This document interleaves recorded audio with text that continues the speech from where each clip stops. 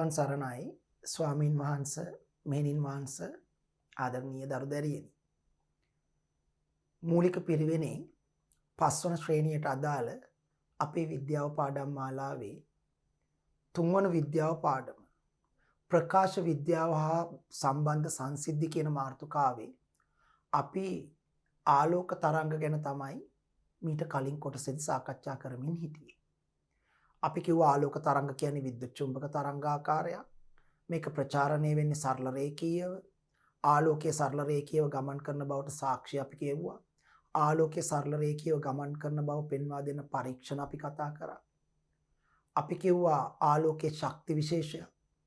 ආලෝකයෙන් යම් යම් කාර්යයන් කරන්න පුළුවන්.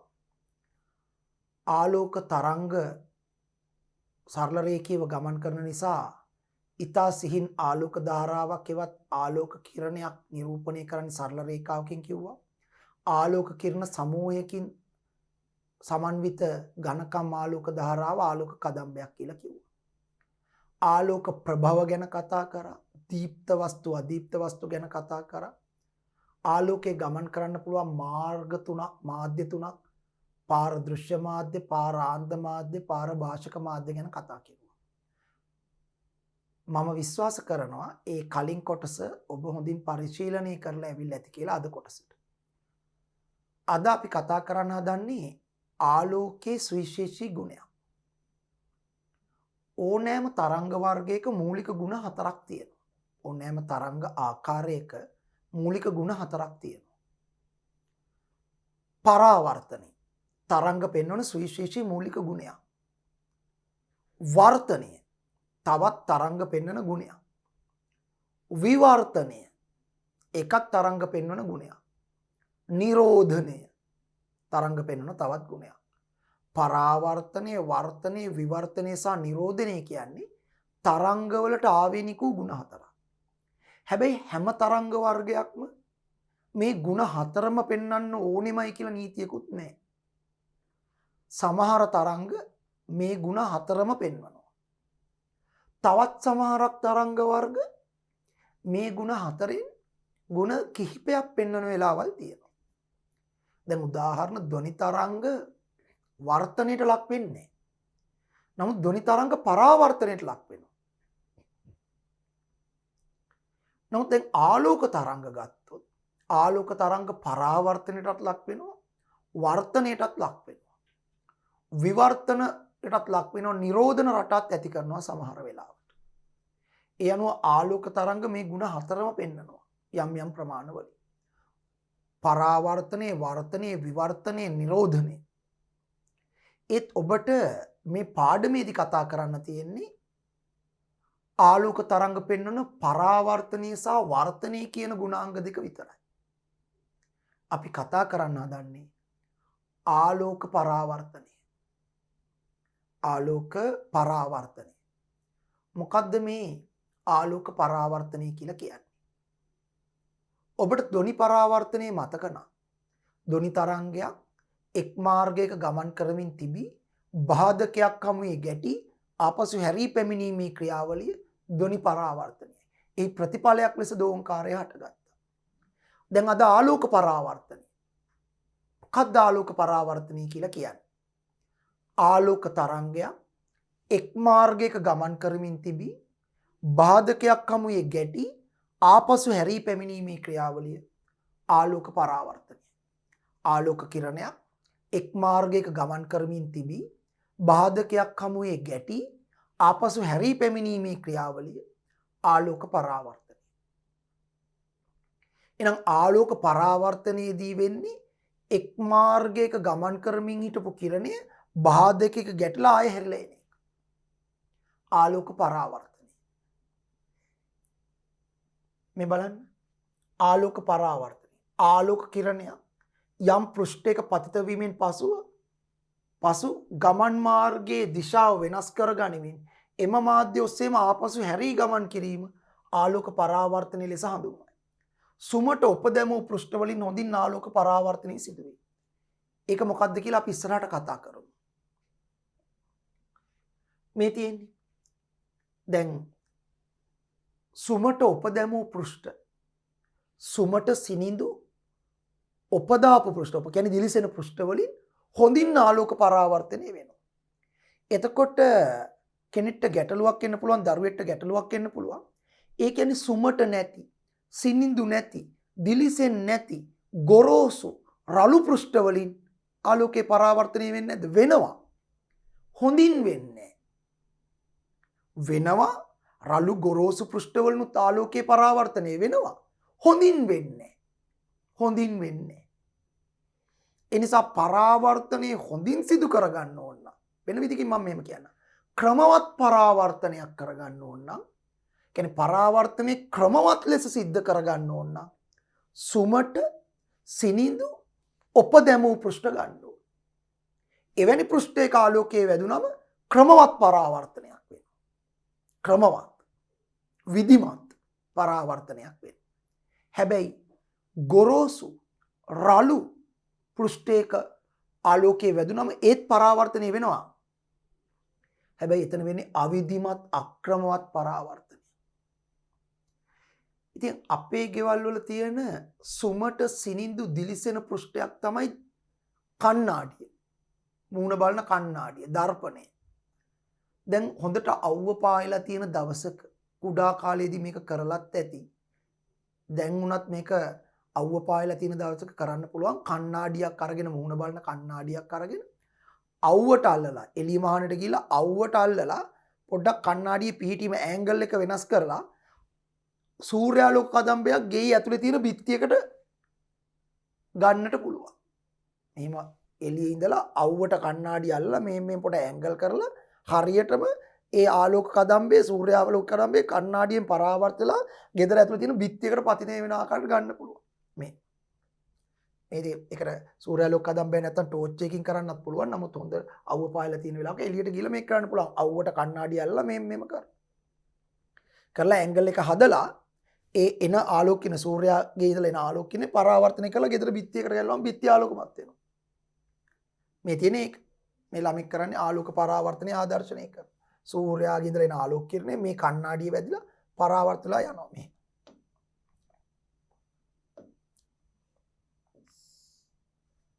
වැදුණා. පරාවර්තලා ගියා. මේ දර්පණය.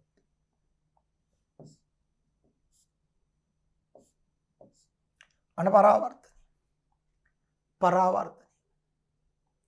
ඉතින් මේ පරාවර්තනය හොඳට ක්‍රමවත්ව සිදුවෙන්නේ සුමට සිනිඳු දිලිසෙන පෘෂ්ඨ වලින් කිව්වා. රළු ගොරෝසු පෘෂ්ඨ වලින් පරාවර්තනය විධිමත් නැහැ, ක්‍රමවත් නැහැ. හොඳින් සූර්යාලෝකයේ ඇති දිනයක මුහුණ බලන කණ්ණාඩියක් මගින් එලිමානී සිට සූර්යාලෝකයේ නිවස තුල ඇති බිත්තියක් මතට අවස්ථාව ඔබට මතක ඇති. මෙහිදී මුහුණ බලන කණ්ණාඩිය මගින් සිදුවන්නේ එය මතට වැටෙන ආලෝකයේ නිවස තුලට හරවා යැවීමයි. සුමට නොවන පෘෂ්ඨ විවිධ දිශා ඔස්සේ ආලෝකයේ පරාවර්තනය කරයි. ඒකට කියනවා විසාරී පරාවර්තන. අපි තාම කතා කරේ නෑ. දැන් කතා කරමු. දැන් මෙන්න මෙහෙමයි. මෙන්න බලන්න.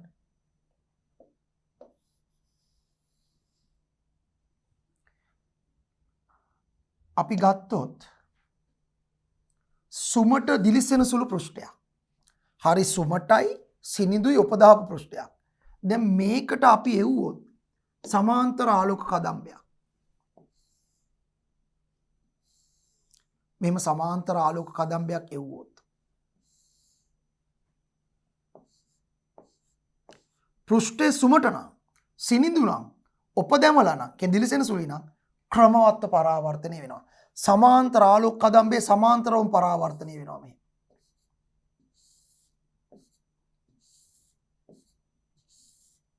අපි කියනවා ක්‍රමවත්ව ආව ක්‍රමවත්ව පරාවර්තලා ගියා. සවිදි පරාවර්තනයේ හේවත් ක්‍රමවත් පරාවර්තනය.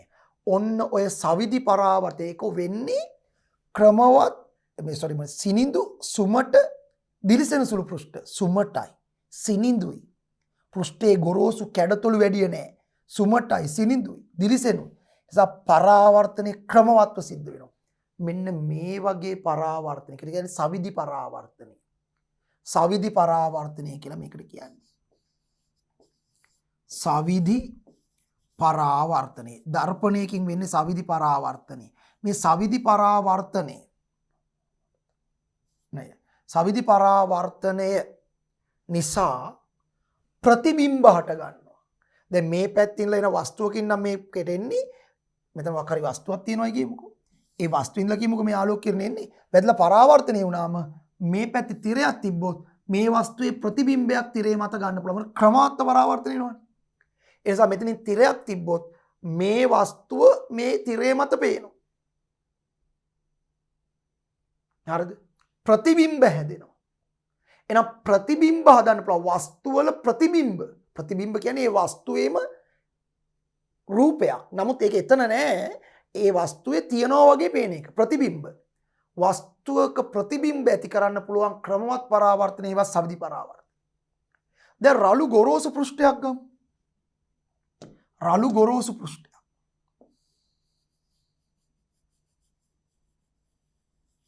වගේ රළු ගොරෝසු පෘෂ්ඨයක්. ඔය බිත්තියක්, කඩදාසියක්, මේසයක මතු පිට රළු ගොරෝසුයි. මෙච්චර එතකොට මේම තියනවද සර් කියලායි. මේ අපිට නිකන් සුමටයි වගේ පෙවුනට බිත්තියක්, කඩදාසියක මතු පිට, මේසයක මතු පිට අන්වික්ෂයෙන් බලුවම මේ වගේ ගොරෝසු. ගොරෝසු.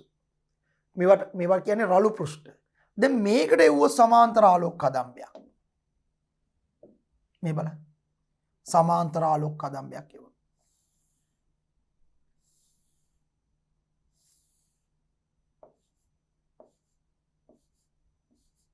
මේ පෘෂ්ඨයේ ගොරෝසු ඉන්නේ. සමහර ඒවා මෙහිමයි. සමහර ඒවා මෙහියි. තව සමහර ඒවා මෙහියි. තවත් සමහරක් ඒවා මෙහිටයයි. අක්‍රමවත් පරාවර්තනය. ක්‍රමවත් නෑ, විධිමත් නෑ, අවිධිමත් අක්‍රමවත් පරාවර්තනය. මේකට කියන්නේ විසාරී පරාවර්තනය. විසාරී පරාවර්තනය. විසාරී පරාවර්තනය. විසාරී පරාවර්තනයේදී ක්‍රමවත් පරාවර්තිත තරංග හටගන්නේ නැති නිසා, පරාවර්තිත කියන ක්‍රමවත් යන්නේ නැති නිසා ප්‍රතිබිම්බ ඇති වෙන්නේ නැහැ. ඒ කියන්නේ දැන් මෙතන යම් වස්තුවක ඉඳලා කිරණ ටික ආවේ මේ පැත්තෙන් තිරයක් තිබ්බට තිරයට ගන්න බෑ. ක්‍රමවත්ව ඇති වෙන්නේ නැහැ. ප්‍රතිබිම්බ ඇති වෙන්නේ නැහැ. විසාරී පරාවර්තිතේ ප්‍රතිබිම්බ ඇති වෙන්නේ නැහැ. හැබැයි මෙතෙන් ඇහැ තිබ්බොත් මේ වස්තුව පේනවා. මේක නෙවෙයි. මේ පෘෂ්ඨේ පේනවා. දැන් සාමාන්‍ය හැම වෙලාවකම වෙන්නේ විසාරී පරාවර්තනය. ඔබ ගෙදර ඉන්නකොට ඔබේ ගේ ඇතුලේ තියෙන උපකරණ ඔබට පේන්නේ දහවල් කාලේ නම් සූර්යාලෝකයේ ගේ ඇතුලට එනවා. වහල හිල් තියෙන්න ඕනේ නැහැ. මේ ජනේල් වලින් එහෙම සූර්යාලෝකය එනවා. ඇවිල්ලා ඒවා ගේ ඇතුලේ එක එක බිත්තිවල, පෘෂ්ඨවල, උපකරණවල වැදලා පරාවර්තන ඔබේ ඇයට එනකොට ඔබට ඒ වස්තු පේනවා. විසාරී පරාවර්තනයෙන් තමයි පේන්නේ. ක්‍රමවත් පරාවර්තනයක් නෙවෙයි. හැබැයි කණ්ණාඩියකින් මූණ බලන කණ්ණාඩියකට ආලෝකය වැටෙනම එතන ක්‍රමවත් පරාවර්තනය, සවිදි පරාවර්තනය. අන්න ඔබේ මූණ ඔබට පේනවා. වෙනත් වස්තු වල ප්‍රතිබිම්බ පේනවා. ප්‍රතිබිම්බ හටගන්නේ සවිදි පරාවර්තනයෙන්. විසාරී පරාවර්තනයෙන් ප්‍රතිබිම්බ හටගන්නේ නැහැ. නමුත් පොතක් කියවන්න. පොතක් කියවනකොට ආලපාල වස්තු පොතෙන් පෙන්නලා හරියන්නේ නැහැ. පොතේ තියෙන අකුරු ටික පේන්න ඕනේ. එතකොට වැදගත් වෙන්නේ විසාරී පරාවර්තනය. පොතක් කියවන්න. මේ ගෙදරක නැත්තම් කාමරයක තියෙන වස්තු දකින්න. විසාරී පරාවර්තනය. කණ්ණාඩි වගේ හැමතැනම තියෙන ඒවා වෙන වෙන පැති වලින් පේන්න ගත්තොත් ප්‍රශ්නයක් නේ. ප්‍රතිබිම්බ පේන්න පටන් ගත්තා. සැබෑ වස්තුව පේන්න ඕනේ. විසාරී පරාවර්තනය. නමුත් අපි තුමු කාමරයක හැමතැනම කණ්ණාඩි හයි කරලා තියෙනවා. ඒතර මේ පැත්තේ තියෙන වස්තු අර පැත්තෙන් පේනවා, මේ පැත්තේ තියෙන වස්තු මේ පැත්තෙන් පේනවා. පරාවර්ත ප්‍රතිබිම්බ. අන්න ඒ සවිදි පරාවර්තන. සවිදි පරාවර්තන. සමහරක් ඇඳුම් මේ ඇඳුම් තියෙන කඩවල් වලට නැත්තම් සුපර් සෙන්ටර්ස් වලට ගියාම, ඔය සමහර සුපර් මාකට් වලට ගියාම ඒවයි කණ්ණාඩි ගොඩක් හයි කරලා තිනවා. භාණ්ඩ ප්‍රමාණය වැඩි කරලා පෙන්නනවා. ඇත්තටම තියෙන චුට්ටයි. ගොඩාක් තියනවා වගේ පේනවා. නේ සමහරක් සුපර් මාකට් වල තියෙන ওই පළතුරු තියෙන තැන්වල කණ්ණාඩි හයි කරලා තිනවා දර්පණ. ඒතකොට ඇත්තටම ඇපල් දොඩම් මිදි තියෙන චුට්ටයි. කණ්ණාඩියෙන් පේනවා යායකට තියනවා වගේ. ඇත්තටම එහෙම නෑ. ඒ මොකද ප්‍රතිබිම්බ ක්‍රමවත් පරාවර්තනයි. ප්‍රතිබිම්බ පේන්නේ. එතකොට නමුත් සාමාන්‍යයෙන් අපිට පොතක් කියවන්න වගේ දෙයකදී එහෙම පෙන්ලා හරියන්නේ නැහැ. අකුරු වල ප්‍රතිබිම්බ ගොඩක් පේන්න පටන් ගත්තොත් අපිට කියවන්න බෑ. ඒ නිසා සවිදි විසාරී පරාවර්තනය තමයි හුඟක් තැන්වලදී අපිට ඕනේ වෙන්නේ. නමුත් අපිට වස්තුවක ප්‍රතිබිම්බය වෙන තැනක ඇති කරගන්න ඕන නම් සවිදි පරාවර්තනය වෙනවා. ක්‍රමවත් විධිමත් පරාවර්තනය වෙන්නේ සවිදි පරාවර්තනය. සුමට සිනිඳු උපදැමූ පෘෂ්ඨ වලින් තමයි ඒක වෙන්නේ. අක්‍රමවත් අවිධිමත් පරාවර්තනයට කියනවා විසාරී පරාවර්තනය. ඒක සිද්ධ වෙන්නේ රළු ගොරෝසු උපදාම්පු නැති දිලිසෙන්නේ නැති පෘෂ්ඨ වලින්. right? හරි. එහෙනම් මේ බලන්න.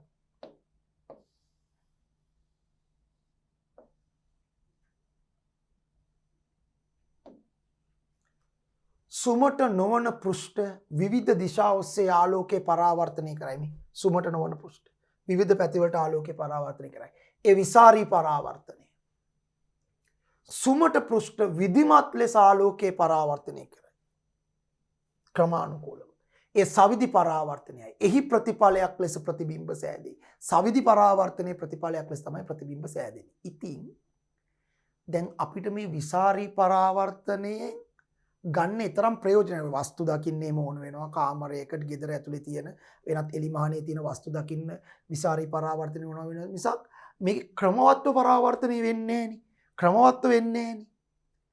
ඒ නිසා පරාවර්තනය ගැන හදාරන්නට විසාරී පරාවර්තනය යෝග්‍ය නැහැ. ඒ ක්‍රමවත් බවක් නැහැ. නමුත් සවිධි පරාවර්තනයේ ක්‍රමවත් පරාවර්තනය වෙනවනේ.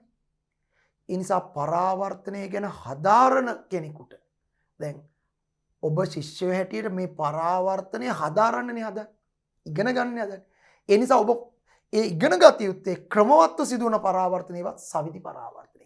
ඒ නිසා අපි මේ පාඩමේ පරාවර්තනය ගැන හදාරන්න හදන්නේ. ඒ නිසා අපි කතා කරන්න යන්නේ සවිධි පරාවර්තනය. සවිධි පරාවර්තනය මෙතනින් එහාට අපි කතා කරන්නේ. මොකද විසරි පරාවර්තනය ක්‍රමවත් නැහැ. අධ්‍යයනය කරන්න අමාරුයි. සවිධි පරාවර්තනය ක්‍රමවත් අධ්‍යයනය කරන්න පහසුයි. ඒ නිසා සවිධි පරාවර්තනය ඇසුරෙන් පරාවර්තනයේ තේරුම් ගන්න ලේසි. අනික ප්‍රතිබිම්බ හැදෙන්නෙත් මේකේ. ඒ නිසා අපි සවිධි පරාවර්තනය කතා කරන්න හදන්නේ.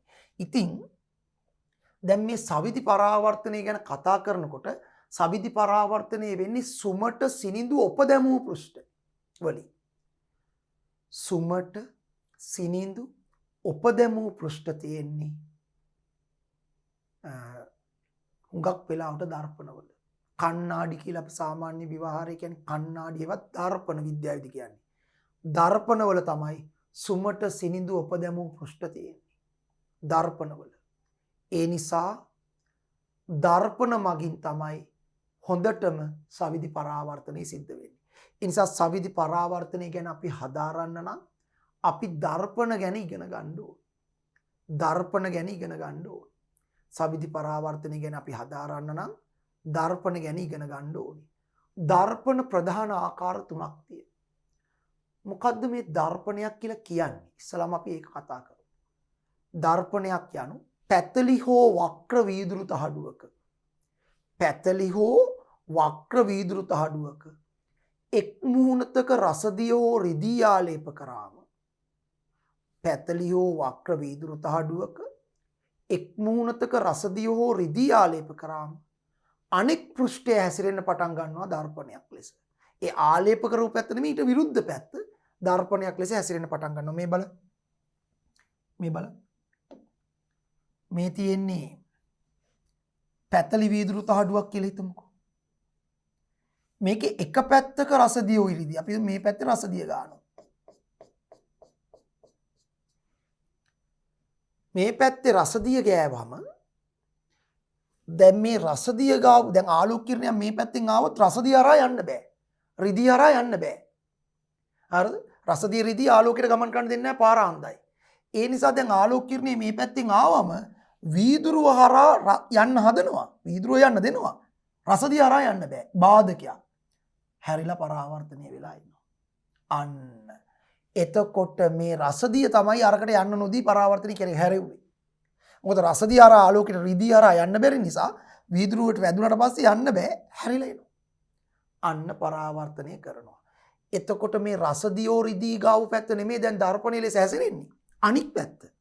මොකද මේ පැත්තෙන් තමයි ආලෝකය. මේ පැත්තෙන් ආවට වැඩක් නැහැ නේ. මේ පැත්තෙන් එන එක තමයි වැදලා පරාවර්තනය වෙන්නේ. මේක තමයි දර්පණ පෘෂ්ඨය.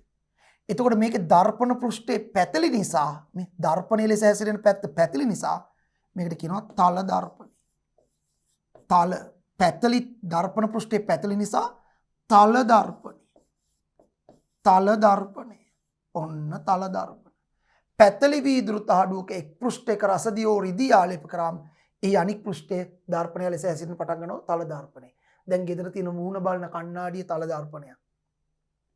කණ්ණාඩියක් කැඩිලා නම් ගෙදර තියෙන මූණ බලන කණ්ණාඩිය කැඩිලා නම් එහෙම නැත්නම් විහාරස්ථානයේ තියෙන මූණ බලන කණ්ණාඩිය කැඩිලා නම් එහෙම නැත්නම් කැඩිච්ච කණ්ණාඩි කැල්ලක් අරගෙන කණ්ණාඩිය ලෙස දර්පණය ලෙස හැසිරෙන පැත්තට මේ අනිත් පැත්ත අරගෙන පොඩි කූරකින් හූරන්න පොඩ්ඩක් කැඩිච්ච කණ්ණාඩියක් අරගෙන හොඳේ. ඒකේ අර අනික් පැත්ත, ඒ කියන්නේ දැන් මූණ පේන පැත්ත නෙවෙයි. ඒක දර්පණය ලෙස හැසිරෙන පැත්තනේ. අනික් පැත්ත පොඩ්ඩක් හූරන්න. ඔබ හූරනකොට මොකක් හරි කූරකින් හරි මොකකින් හරි අර ආලේප කරලා තියෙන රසදී ටික ඉවත් වෙනවා. රිදී ටික ඉවත් වෙනවා. රසදිය රිදී ටික ඉවත් වුණාට පස්සේ මේ පැත්තෙන් බැලුවට අර සිදුර අර අපි ඉවත් කරපු ටිකේ කණ්ණාඩියක් ලෙස හැසිරෙන්නේ නැහැ. මොකද දැන් අර ටික ඉවත් කරලානේ. මේ ටිකේ ඒ ටික ඉවත් කරලා. හරිද? උදාහරණයකට මෙහෙම ගමු.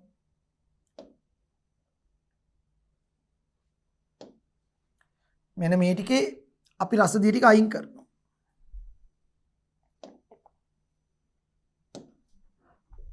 මේ ටිකේ අපි රසදිය ටික අයින් කරනවා. හූරලා. හරිද? මේ ටිකේ රසදිය ටික අයින් කරනවා හූරලා. දැන් මොකද වෙන්නේ? දැන් මේ ටිකේ රසදිය තියෙනවා මේ ටිකේ නෑ. දැන් ආලෝක කිරණයක් මෙතනින් ආවොත් රසදිය තියෙන නිසා යන්න බෑ පරාවර්තන මේ ටික කණ්ණාඩියක් ලෙස පේනවා. මෙතනින් ආවොත් රසදිය තියෙන නිසා යන්න බෑ කණ්ණාඩිය ලෙස පේනවා. හැබැයි මෙතනින් ආවොත් රසදිය ටික නෑනේ. විනිවිද ගමන් කරනවා මේ ටික කණ්ණාඩියක් ලෙස හැසිරෙන්නේ නෑ. හරියටම හූරුපු ප්‍රදේශයේ කණ්ණාඩියක් ලෙස හැසිරෙන්නේ නෑ අනික් ටික කණ්ණාඩියක් ලෙස හැසිරෙනවා.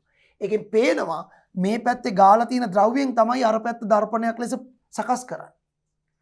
එහෙනම් පැතලියෝ වක්‍ර වීදුරු තහඩුවක එක් මූණතක රසදියෝ රිදී ආලේප කරා.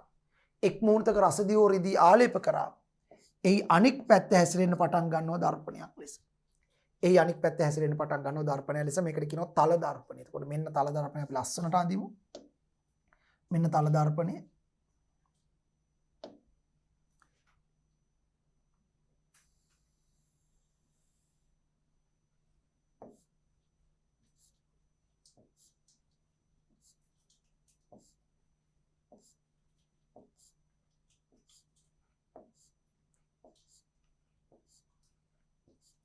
ඔන්න තල දර්පණය.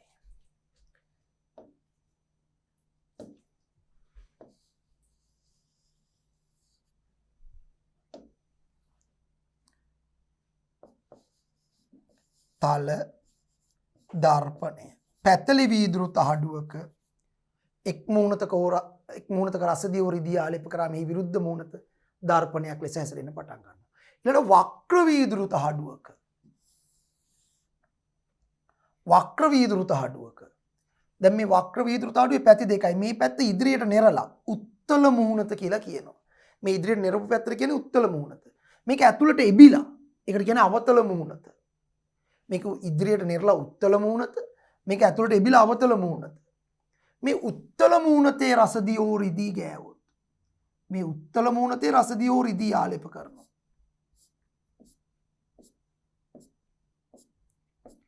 උත්තල මූණතේ රසදියෝ රිදී ආලේප කරලා නම් දැන් දර්පණය ලෙස හැසිරෙන්නේ අවතල පැත්ත. අවතල පැත්ත දර්පණයක් ලෙස හැසිරෙන නිසා මේකට කියනවා අවතල දර්පණය. අවතල දර්පණය. අන්න. ඒතර අවතල දර්පණයක රසදියෝ රිදී ගාලා තියෙන උත්තල මූණතේ. ඒ නිසා දර්පණය ලෙස හැසිරෙන්නේ අවතල දර්පණය. දර්පණ පෘෂ්ඨය අවතල නිසා මේකට කියනවා අවතල දර්පණය. පැහැදිලි? අපි ගමු තවත් වක්‍ර වීදුරු තහඩුවක්. අරගෙන මේක උත්තල මූණත මේක අවතල මූණතනේ. අවතල මූණතේ රසදියෝ රිදී ආලේප කරමු. අවතල මූණතේ රසදියෝ රිදී ආලේප කරාම දැන් උත්තල මූණත හැසිරෙන්න පටන් ගන්නවා දර්පණයක් ලෙස. ඒකට කියනවා උත්තල දර්පණය. ඒකට කියනවා මොකක් කියලාද? උත්තල දර්පණය. මොකද රසදිය ආලේප කරලා තියෙන අවතල මූණතේ නිසා දර්පණය ලෙස හැසිරෙන්න පටන් ගන්න උත්තල මූණත. ඒ නිසා දැන් මේකට කියනවා උත්තල දර්පණය. උත්තල දර්පණය. ඒ අනුව දර්පණ වර්ග 3යි. තල දර්පණ, අවතල දර්පණ, උත්තල දර්පණ.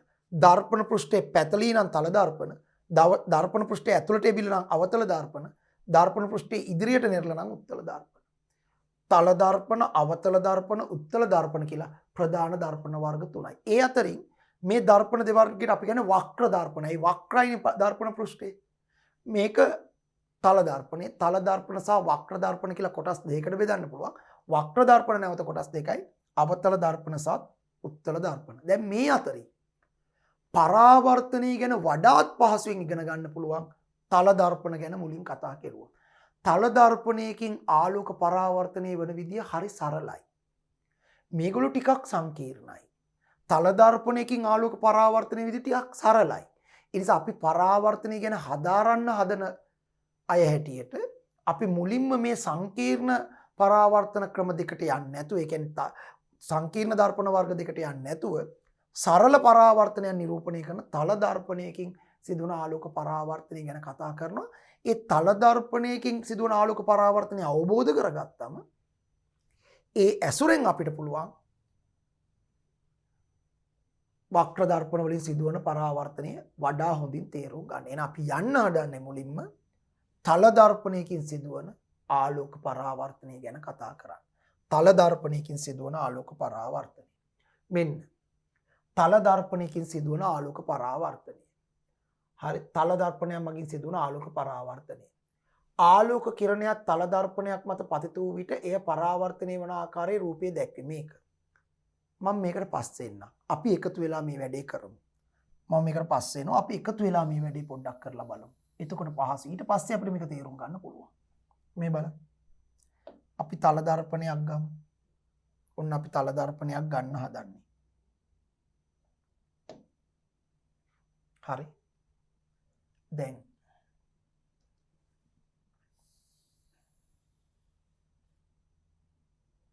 ඔහොම ගත්තා. මේ පැත්තේ තමයි රස දියාලේප කරන්නේ. එතකොට ඊට විරුද්ධ පැත්ත තමයි දර්පණයේ ලෙස හැසිරෙන්නේ.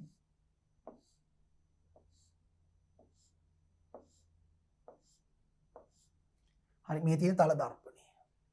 දැන් හොඳට අහගන්න.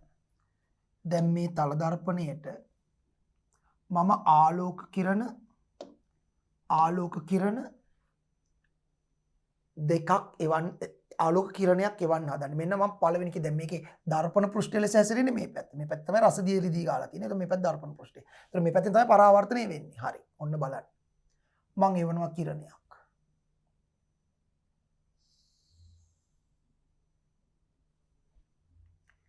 එන නිසා එන බව පෙන්වන්න මම මෙහෙම ඊතලයකුත් දානවා. හරි. මේ දර්පණයේ වෙතට මේ එන කිරණයට අපි කියනවා පතන කිරණය. දර්පණයේ වෙතට පැමිණෙන කිරණය. හරි. දර්පණයේ වෙතට පැමිණෙන කිරණයට කියනවා පතන කිරණය. පතන කිරණය කියලායි මේකට කියන්නේ. ඒ පතන කිරණය ඇවිල්ලා දර්පණයේ වදින මේ ලක්ෂයට අපි කියනවා මේ පතන කිරණය ඇවිල්ලා දර්පණයේ මේ වදින ලක්ෂයට කියනවා පතන ලක්ෂය. එතකොට මේ දර්පණයේ වෙතට පැමිණෙන කිරණයට අපි කියන්නේ පතන කිරණය. හොඳට මතක තියාගන්න ඕනේ. පතන කිරණය යනු කුමක්ද? දර්පණයේ වෙතට පැමිණෙන කිරණේ පතන කිරණය. දැන් මේ පතන කිරණය ඇවිල්ලා මේ දර්පණයේ වදින ලක්ෂය, අනේ වදින ලක්ෂයට කියන්නේ පතන ලක්ෂය. මෙන්න මේ පොයින්ට් එක. පතන ලක්ෂය.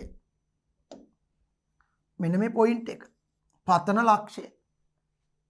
ඔන්න ඔය පතන ලක්ෂයේදී දර්පණ පෘෂ්ඨයට ලම්බයක් ඇන්දොත් වෙන කාටවත් නෙවෙයි අඳින්නේ, මේ දර්පණ පෘෂ්ඨයට පතන ලක්ෂයේදී ලම්බයක් ඇන්දොත් ඒකට කියනවා අභිලම්බය. ඒක අඳින්නේ පතන ලක්ෂයේදී දර්පණ පෘෂ්ඨයට, මෙන්න මේ දර්පණ පෘෂ්ඨයට ලම්බයක් ඇන්දොත්, ලම්බ රේඛාවක් ඇන්දොත්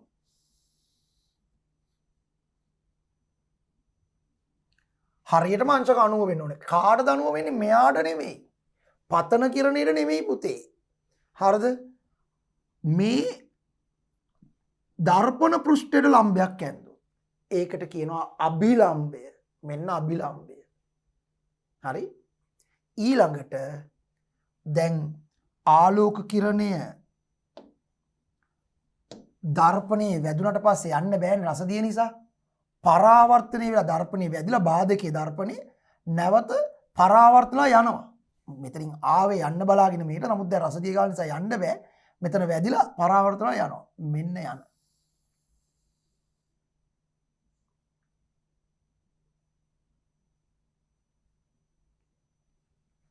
ඔන්න ඔය යන කිරණයට අපි කියනවා පරාවර්තන කිරණය.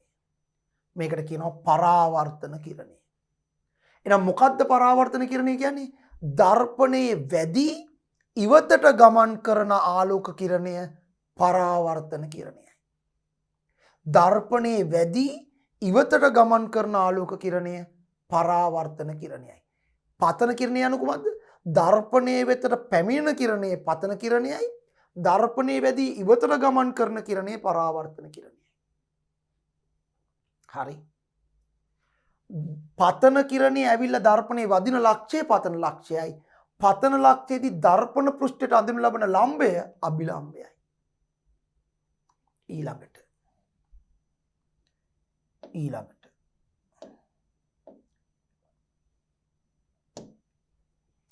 මෙන්න මේ පතන කිරණය මේ අභිලම්බයත් එක්ක හදන මේ කෝණය අන්න ඒ කෝණයට කියනවා පතන කෝණය I. සාමාන්‍ය I කියන සිම්පල් I කියන සංකේතයෙන් සංකේතවත් කරන්නේ I කියන්නේ පතන කෝණය. සිම්පල් I කියන සංකේතයෙන් තමයි අපි සාමාන්‍ය සංකේතවත් කරන්නේ. පතන කෝණය. මොකද්ද පතන කෝණය කියන්නේ? පතන කිරණය අභිලම්බය සමග සාධන කෝණය පතන කෝණය. අංශක වලින්ම ඉන්නවා. ඊළඟට මේ පරාවර්තන කිරණය අභිලම්බය එක්ක හදන මෙන්න මේ කෝණය. පරාවර්තන කිරණය මේ අභිලම්බය එක්ක හදන මෙන්න මේ කෝණය. ඒකට කියනවා සිම්පල් R පරාවර්තන කෝණය.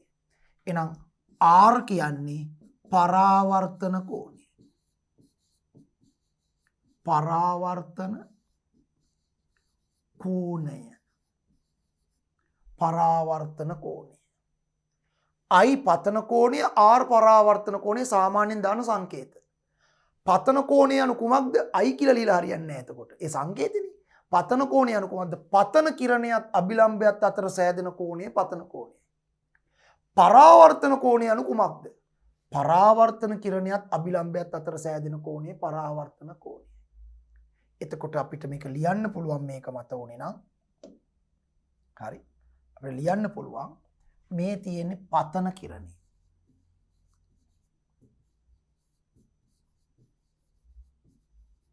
මේ තියෙන්නේ පරාවර්තන කිරණය.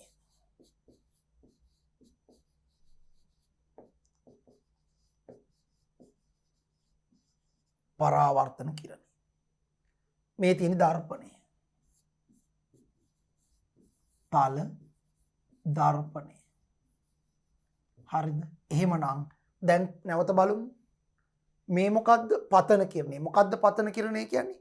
දර්පණයේ වෙතට පැමිණෙන කිරණේ පතන කිරණය. මේ මොකද්ද? පරාවර්තන කිරණය. මොකද්ද පරාවර්තන කිරණය කියන්නේ? දර්පණයේ වැඩි ඉවතට ගමන් කරන කිරණේ පරාවර්තන කිරණයයි. මේ මොකද්ද? අභිලම්බය. මොකද්ද අභිලම්බය කියන්නේ? අන්න ඒකත් නම් කරගමු. අභිලම්බය මේක. අභිලම්බය. මොකද්ද අභිලම්බය කියන්නේ? පතන ලක්ෂයේදී දර්පණ පෘෂ්ඨයට අඳිනු ලබන ලම්බකය අභිලම්බයයි. ඊළඟට මේ මොකද්ද? පතන කෝණය. පතන කිරණයත් අභිලම්බයත් අතර සෑදෙන කෝණය පතන කෝණය. මේ මොකද්ද? පරාවර්තන කෝණය. පරාවර්තන කිරණයත් අභිලම්බයත් අතර සෑදෙන කෝණය පරාවර්තන කෝණය. ඔන්න එහෙනම් තල දර්පණයකින් සිදුවන ආලෝක පරාවර්තනයේදී පතන කිරණේ පරාවර්තන කිරණේ අභිලම්බයේ පතන කෝණේ පරාවර්තන කෝණේ ඔබ දැනගෙන ඉන්නට ඕන. ඕනෑම වෙලාවක තල දර්පණයකට වේවා උත්තල දර්පණයකට වේවා අවතල දර්පණයකට වේවා ආලෝක කිරණයක් පතනේ වුණොත් පතන කිරණයක් ආවොත් අනිවාර්යෙන් පරාවර්තන කිරණයක් තියෙනවා අභිලම්බයක් තියෙනවා පතන කෝණයක් තියෙනවා පරාවර්තන කෝණයක් තියෙනවා. අපි මේ තල දර්පණ වලින් ඉගෙන ගත්තට මේවා උත්තල සහ අවතල දර්පණ වලටත් ඉදිරියේදී දාන්න පුළුවන් බොහොම පහසුයි. right? හරි. එහෙනම් දැන් බලන්නකෝ. දැන් බලන්න මේක ඉගෙන ගත්තට පස්සේ අපිට මේක හරි පහසුවෙන් කරන්න පුළුවන් නෙමෙයි. මෙන්න බලන්න. දැන් අපි බලමු. ආලෝක කිරණයක් තල දර්පණයක් මත පතිත විට ඒ පරාවර්තන වන ආකාරයේ පහත රූපයේ දැක්වීම. ඉතින් තල දර්පණය. මෙන්න බලන්න. දර්පණයේ වෙත එන කිරණේ පතන කිරණේ. දර්පණයේ වැදිලා යන කිරණේ පරාවර්තන කිරණේ. ඒ පතන ලක්ෂයේදී දර්පණයට අඳින ලම්බය අභිලම්බය. දර්පණ පෘෂ්ඨයට අඳින ලම්බය අභිලම්බය. එතනයි කෝණය 90. දර්පණ පෘෂ්ඨයට. අභිලම්බය. පතන කිරණයත් අභිලම්බයත් අතර සෑදෙන මේ කෝණය පතන කෝණය. පරාවර්තන කිරණයත් අභිලම්බයත් අතර සෑදෙන මේ කෝණය පරාවර්තන කෝණය. මේක I මේක R. පැහැදිලි? පතන කිරණය දර්පණයේ මත පතනය වන කිරණය. දර්පණයේ වෙත පැමිණෙන කිරණය කිව්වත් හරි. පරාවර්තන කිරණය දර්පණයෙන් ආපසු හැරී යන කිරණය. දර්පණයේ වැදී ආපසු ගමන් කරන කිරණය. ඊළඟට අභිලම්බය ආලෝක කිරණයේ පතනය වන ලක්ෂයේදී අභිලම්බව අඳිනු ලබන රේඛාව. ඇත්තටම ආලෝක කිරණයේ පතන වෙන ලක්ෂයේදී දර්පණ පෘෂ්ඨයට අභිලම්බව අඳිනු ලබන රේඛාව. ඒකට කියනවා අභිලම්බය. පතන කෝණය පතන කිරණයේ අභිලම්බයේ සමග සාධන කෝණය. පතන කිරණයේ අභිලම්බයත් එක්ක හදන කෝණය.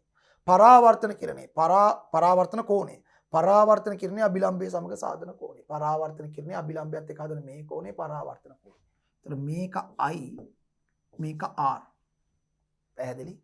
හරි. හොඳයි අපි යමු ඊළඟ එකට. ආලෝක පරාවර්තන නියම. මේක ඉතාම වැදගත් කාරණයක්. අපි ඉස්සරහට තල දර්පණ වලින් උත්තල දර්පණ වලින් අවතල දර්පණ වලින් කිරණ සටහන් අඳිනකොට පරාවර්තන නියම හරි වැදගත් වෙනවා. ආලෝක පරාවර්තනයේ නියම දෙකක් තියෙනවා. මොකක්ද මේ නියම දෙක? මෙතනින් මම කියලා දෙන්නම්. මගේ රූප සටහනින් කියලා දෙන්නම්. මගේ රූප සටහනින් මම කියලා දෙන්නම්. ආලෝක පරාවර්තනයේ නියම දෙකක් තියෙනවා. හොඳට මතක තියාගන්න ඕනේ නියම දෙක හරි වැදගත්. ආලෝක පරාවර්තනයේ නියම දෙක. ආලෝක පරාවර්තනය පිළිබඳ පළමු නියමය මෙන්න. පතන කිරණයත් පරාවර්තන කිරණයත් පතන ලක්ෂයේදී ඇති අභිලම්බයත් එකම තලයක පිහිටයි. මොකද්ද ඒ කියන්නේ? ඒ කියන්නේ මේකයි.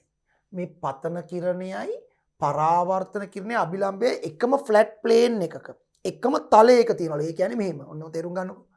දැන් පතන කිරණේ එන්නේ බෝඩ් එකේ තලේ නම් වැදිලා පරාවර්තන කිරණේ යන්නත් ඕනේ බෝඩ් එකේ තලෙමයි. එතකොට අභිලම්බයේ තියෙන්නත් ඕනේ බෝඩ් එකේ තලෙමයි. කියන්නේ මෙහෙම වෙන්නත් පුළුවන් නේ ඕන්න. පතන කිරණේ බෝඩ් එකේ තලයේ ඇවිල්ලා වැදිලා පරාවර්තන කිරණේ මේ මං ඉන්න පැත්තට එනවා. එහෙම වෙන්න බැහැලු. ඒතකොට තල දෙකක් නේ. පතන කිරණේ ආවේ බෝඩ් එකේ තලේ නම් පරාවර්තන කිරණේ යන්නත් උනේ බෝඩ් එකේ තලේ. ඒතකොට අභිලම්බයේ මේ මං ඉන්න තලෙට එන්නත් බෑ. අභිලම්බයේ තියෙන්නත් උනේ බෝඩ් එකේ තලේ. මෙහෙම හිතන්නකෝ. දැන් ඔතන ඔබ වහන්සේලා ඉන්න පොළොව ගැන හිතන්නකෝ. පොළොවේ තලයේ දිගේ නම් පතන කිරණේ එන්නේ. පොළොවේ තලයේ ඔස්සේ නම් වැදිලා පරාවර්තන කිරණේ යන්නත් උනේ පොළොවේ තලෙමයි. ඒක ආයි ඉස්සෙන්න බෑ. පොළොවේ තලයේ නම් පතන කිරණේ පරාවර්තන කිරණේ යන්නත් උනේ පොළොවේ තලයේ. අභිලම්බයේ තියෙන්නත් උනේ පොළොවේ තලයේ ඔස්සේමයි. තුන් දෙනාම එකම තලයේ. බිත්තිය කියලා හිතමුකෝ. බිත්තියේ තලයේ දිගේ එනවනම් බිත්තියේ තලයේ දිගේ එනවනම් පතන කිරණේ වැදිලා පරාවර්තන කිරණේ යන්නත් උනේ බිත්තියේ තලයේ දිගේ. මගේ දර්පණයක් තිබ්බනම් එතන. ඒතර අභිලම්බයේ තියෙන්නත් උනේ බිත්තියේ තලයේ. එකම තලයක තුන් දෙනා ඉන්න ඕනේ. පතන කිරණේ එක තලයක ඇවිල්ලා පරාවර්තන කිරණේ වෙන තලයක ගිහිල්ලා අභිලම්බයේ තවත් තලයක තියෙන්න බෑලු. පතන කිරණයත් පරාවර්තන කිරණයත් පතන ලක්ෂයේදී අභිලම්බයත් එකම තලයක පිහිටයි. ඒ තමයි පළවෙනි පරාවර්තනය පිළිබඳ නියමය. පතන කිරණය පරාවර්තන කිරණය පතන ලක්ෂයේදී අභිලම්බය එකම තලයක පිහිටයි. ආලෝක පරාවර්තනය පිළිබඳ පළමු නියමය. ආලෝක පරාවර්තනය පිළිබඳ දෙවන නියමය මොකක්ද? ඒකෙන් කියන්නේ මෙන්න මේකයි. හැම විටම පතන කෝණේ පරාවර්තන කෝණයට විශාලත්වයෙන් සමානයි. මේ පතන කෝණේ පරාවර්තන කෝණයට විශාලත්වයෙන් සමානලු. I සමානයි R. ඔන්න ඕකයි ආලෝක පරාවර්තනයේ දෙවන නියමය. I සමානයි R විශාලත්වයේ. කෝණ දෙක මෙයා අංශක 30 නම් මෙයත් අංශක 30යි. මෙයා අංශක 45 නම් මෙයත් අංශක 45යි. මෙයා අංශක 60 නම් මෙයත් අංශක 60යි. පතන කෝණය පරාවර්තන කෝණයට විශාලත්වයෙන් සමාන වේ. ඕනම දර්පණයකට හරි. තල දර්පණ වල විතර නෙමෙයි. උත්තල අවතල ඕන දර්පණයකට මේ නියම දෙක හරි. ආලෝක පරාවර්තනයේ සිදුවන ඕනම තැනකදී මේ නියම දෙක හරියටම හරි. මොකද පළවෙනි නියමේ? පතන කිරණය පරාවර්තන කිරණය පතන ලක්ෂ්‍යයේදී අභිලම්භය එකම තලයක පිහිටයි. අංක 2 පතන කෝණය පරාවර්තන කෝණයට විශාලත්වයෙන් සමාන වේ. පතන කෝණය පරාවර්තන කෝණයට විශාලත්වයෙන් සමාන. මේ බලන්න. ආලෝක පරාවර්තන නියම. පතන කිරණය පරාවර්තන කිරණය පතන ලක්ෂ්‍යයේදී පෘෂ්ඨයට ඇති අභිලම්භය එකම තලයක පිහිටයි. දෙවැනි එක පරාවර්තන කෝණය පතන කෝණයට සමාන වේ. පරාවර්තන කෝණය පතන කෝණයට විශාලත්වයෙන් සමානයි. I සමානයි R. පරාවර්තනයේ දෙවැනි නියම. ඒතර මේ දෙක හොඳට මතක තියාගන්න විභාගෙ නිතර අහනවා. ආලෝක පරාවර්තනයේ පළමු නියමයේ කුමක්ද? පතන කිරණයත් පරාවර්තන කිරණයත් පතන ලක්ෂ්‍යයේදී අභිලම්භයත් එකම තලයක පිහිටයි. ආලෝක පරාවර්තනයේ දෙවැනි නියමයේ කුමක්ද? පතන කෝණය පරාවර්තන කෝණයට විශාලත්වයෙන් සමානයි. පැහැදිලි? හරි. එහෙමනම් අපි දැන් යන්න හදන්නේ තල දර්පණයක් මගින් සෑදෙන ප්‍රතිවිධාන්. අපි පරාවර්තනයේ ලක්ෂණ දන්නවා. පතන කිරණය කියන්නේ මොකද්ද? පරාවර්තන කිරණේ පතන කෝණේ පරාවර්තන කෝණේ අභිලම්භය මේවා දන්නවා. ඊළඟ පරාවර්තන නියමත් අපි දන්නවා. පතන කිරණේ පරාවර්තන කිරණේ අභිලම්භය එකම තලයක තියෙනවා. පතන කෝණේ පරාවර්තන කෝණේ විශාලත්වයෙන් සමානයි. ඔය නියම දෙකයි අර දන්න කරුණු එකතු කරලා තල දර්පණයක් ඉදිරියේ සෑදෙන වස්තුවකින් සෑදෙන ප්‍රතිබිම්බයේ ලක්ෂණ අපිට හොයන්න පුළුවන්. වෙන විදිහකින් කියනවා නම් තල දර්පණයකින් ආලෝකය පරාවර්තනය වන ආකාරය අපිට හොයන්න පුළුවන්. තල දර්පණයකින් ආලෝකයේ පරාවර්තනය වන ආකාරය අපිට හොයන්න පුළුවන්. හරි අපිට තේරුම් ගන්න පුළුවන් මේ නියම පාවිච්චි කරලා. මෙන්න මම කරන්න හදනවා බලන්න. ඔබ වහන්සේලාට මේක තේරෙනවද කියලා බලන්න. මම කරන්න හදන්නේ තල දර්පණයකින් ආලෝකයේ පරාවර්තන අර නියමත් එක්ක එකතු කරලා ගලපලා කරන්නයි හදන්නේ. එන්න බලන්න. මම මෙහෙම තල දර්පණයක් ගන්නවා. මේක මගේ තල දර්පණය. මේ තියෙන රසදිය ගාපු පැත්ත.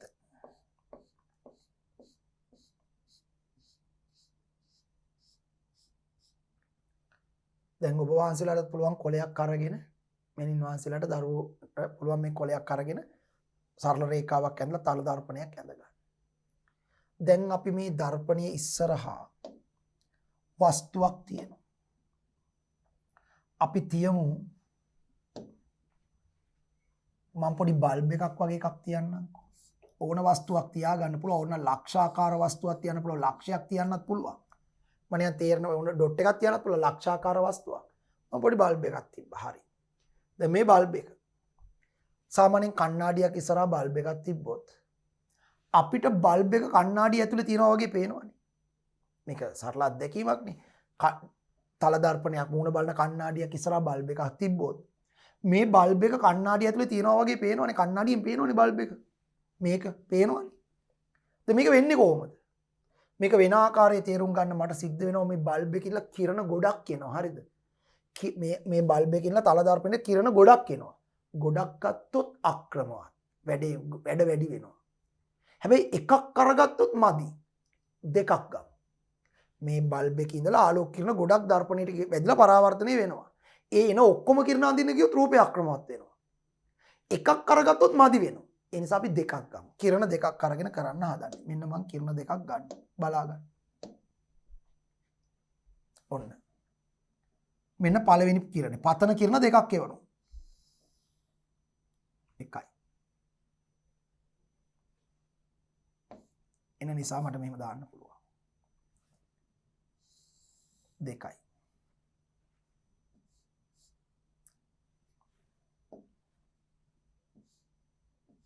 හරි. දැන් මේ පතන කිරණ මම දෙකක් එවාගත්ත ගොඩක් එනවා. දෙකක් එවාගත්ත මට ලේසි. ඔන්න බලන්න දැන් වෙන දේ. දැන් මේ පතන කිරණ දෙකට මම මේ පතන කිරණ ඇවිල්ලා මෙතන වදින ලක්ෂ්‍යය පතන ලක්ෂ්‍යයනේ. ඒ මෙතන පතන ලක්ෂ්‍යය. මේ පතන ලක්ෂ්‍යයේදී මම අභිලම්භයක් අඳින්න ඕනේ. අන්න මම දැන් අදින්න හදන්නේ අභිලම්භයක්. මෙතනට අභිලම්භයක් අඳිනවා මෙන්න.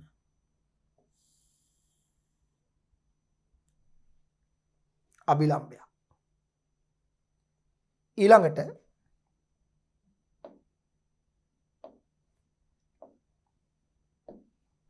මේ තියෙන පතන කිරණයක්නේ. මේ පතන කිරණය ඇවිල්ලා දර්පණේ වදින්නේ මෙතනනේ. අන්න එතනටත් අභිලම්භයක් මම ඇඳ ගන්න ඕනේ. මෙන්න ඒකට අභිලම්භයක් අඳිනවා.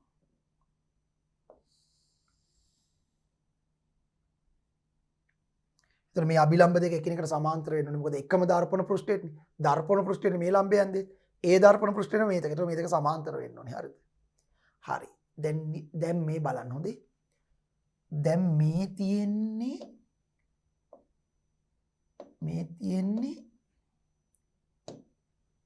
පළවෙනි පතන කිරණය. පළවෙනි පතන කෝණය මේ තියෙන්නේ.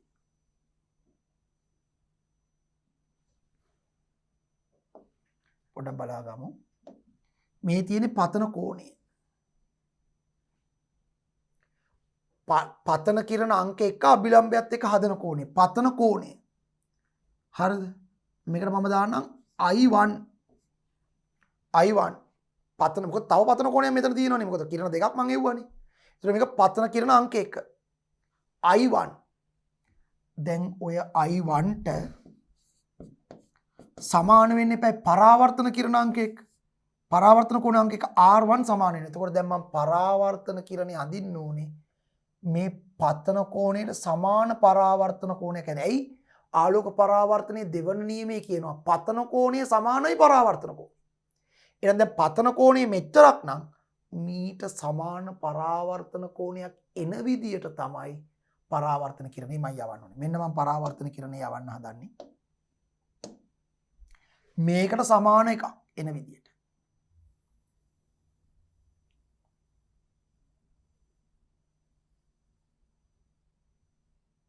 ඉතින් මෙහෙම දැන් හරියටම අඳින්න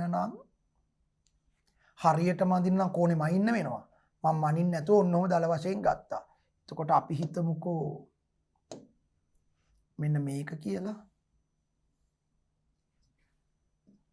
අපි හිතමුකෝ මේක කියලා. මේක R1. දැන් ඒතකොට I1 සහ R1 සමාන වෙන්න ඕනේ. පතන කෝණේ පරාවර්තන කෝණේ සමාන වෙන්න ඕනේ. ඊළඟට දෙවනි එක. මේ දෙවනි පතන කිරණය ඇවිල්ලා වදින ලක්ෂයේ පතන ලක්ෂයේ ඒකදී ඇඳ අභිලම්භයක්.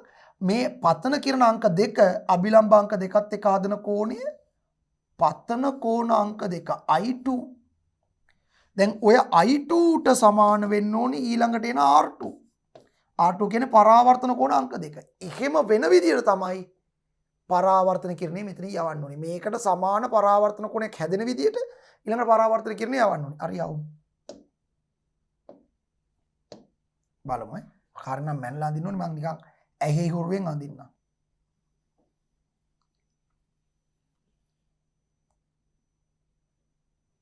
ඔන්න. එතකොට මේක R2 නම් දැන් I2 R2 සමාන වෙන්න ඕනේ. ඒ පතන කෝණේ පරාවර්තන කෝණයට සමාන වෙන පරාවර්තන නියම. මේ තියෙන පළවෙනි පතන කිරණය මේ තියෙන පළවෙනි පරාවර්තන කිරණය. පතන කෝණේ පරාවර්තන කෝණයට සමාන විදිහට යන්න ඕනේ. දෙවනි පතන කිරණය දෙවනි පරාවර්තන කිරණය. එතන පතන කෝණේ පරාවර්තන කෝණයට සමාන විදිහට යන්න ඕනේ. එතකොට දැන් හරිද? පරාවර්තන හරි. දැන් ඔබට පේනවා මේ තියෙන්නේ පතන කිරණ දෙක. මේ තියෙන්නේ පරාවර්තන කිරණ දෙක. පතන කිරණ දෙක එක පටන් ගත්ත තැන තමයි වස්තුව. මෙන්න වස්තුව. පතන කිරණ දෙක පටන් ගත්තේ කොතනද? එතන වස්තුව. පරාවර්තන කිරණ දෙක එකතු වෙන්නේ කොතනද? එතන තමයි ප්‍රතිබිම්බය. මේ තියෙන්නේ පතන කිරණ දෙක, මේ තියෙන්නේ පරාවර්තන කිරණ දෙක.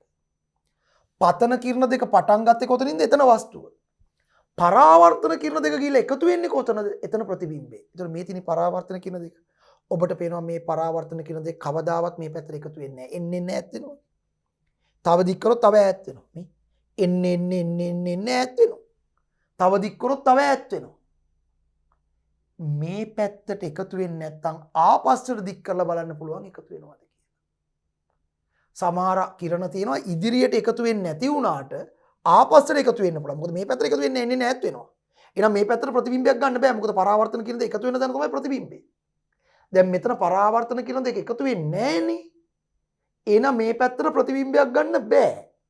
එහෙනම් අපි ආපස්සට එකතු කරලා බලනවා ප්‍රතිබිම්බය ගන්න පුළුවන්ද කියලා. ගමු බලන්න. ආපස්සට එකතු කරලා බලමු.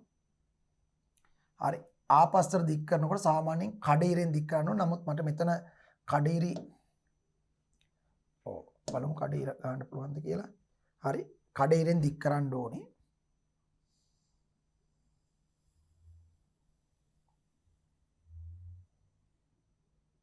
දැන් මෙතන මේ හරිය විතර එන්නේ මේකෙත් ඇද වෙන්නේ නැති වෙන කඩේට ගහ ගන්න ඕනේ. ගැවුවා මෙන්න මෙතන වගේ තැනකදී එකතු වෙන්නේ ඕක. හරි. ඔන්න වගේ තැනකදී එකතු වෙයි. අන්න මේ පොඩ්ඩක් මගේ අතින් මේක ඇද වෙලා තියෙන්නේ. වගේ හරි සරල රේඛා දැන් මේ මෙතන පොඩ්ඩක් ඇදයි වගේ. එහෙම නැවෙන්න බෑ. මේකෙන්ම ඇදිලා එන්න ඕනේ. මේක අපි මේ ස්මාර්ට් බෝඩ් එකේ කරන නිසානේ. එහෙම පොඩි පොඩි ප්‍රශ්න තියෙනවා. මේක මෙහෙම සරල දැන් මේක අනේ මේක බොහෝ දුර සරල රේඛයයි. මේක පොඩ්ඩක් මෙතනින් නැවෙන. එහෙම නැවෙන්න බෑ. කෙලින්ම එන්න ඕනේ මෙහෙම. හරිද? කොහොම හරි මේ දෙක එකතු වෙනවනේ මෙතනට. එහෙම දික් කරොත්. ඒ කියන්නේ මේ පැත්තට පරාවර්තන කිරණ දෙක එකතු වෙන්නේ නැහැ. පරාවර්තන කිරණ දෙක එකතු වෙන තැන තමයි ප්‍රතිබිම්බය. ඒක හොඳට මතක තියාගන්න. පරාවර්තන කිරණ එකතු වෙන තැන තමයි ප්‍රතිබිම්බය. පතන කිරණ පටන් ගන්න තැන තමයි වස්තුව. ඒතර මෙතනින් පටන් අරන් ආවේ මේක වස්තුව. පරාවර්තන කිරණ දෙක එකතු වෙන තැන තමයි ප්‍රතිබිම්බය. ඒතර මේ පැත්තට පරාවර්තන කිරණ එකතු වෙන්නේ නැහැ. මේ පරාවර්තන කිරණ දෙක එකතු වෙන්නේ නැහැ. එහෙනම් ආපස්සට දික් කරනවා. හැබැයි ඇද වෙන්නේ නැති වෙන දික් කරන්න ඕනේ. දික් කරා මෙන්න මේ වගේ තැනක එකතු වෙනවනේ. අන්න මෙතන ප්‍රතිබිම්බය හටගන්න. එහෙනම් ප්‍රතිබිම්බය හටගන්නේ හරි.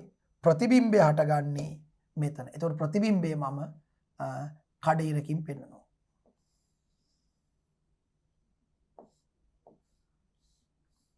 ඔන්න වගේනේ. ඔන්න. හරි. ප්‍රතිබිම්බය. ඒතර මේකට අපිට කියන්න පුළුවන් ප්‍රතිබිම්බය. ප්‍රතිබිම්බය. අන්න අපිට ප්‍රතිබිම්බය. හරිද?